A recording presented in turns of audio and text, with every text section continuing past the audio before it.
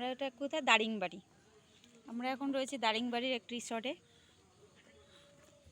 বাইরে বসে রয়েছি, কুকিং হচ্ছে, বাইরে টেন্ট পেতে কুকিং করছে, সব বাচ্চাগুলো খেলা করছে।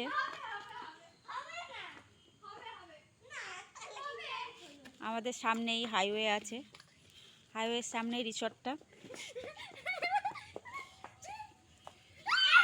পুরো একদম রাস্তার সামনে, খুব সুন্দর মনোরম পরিবেশ।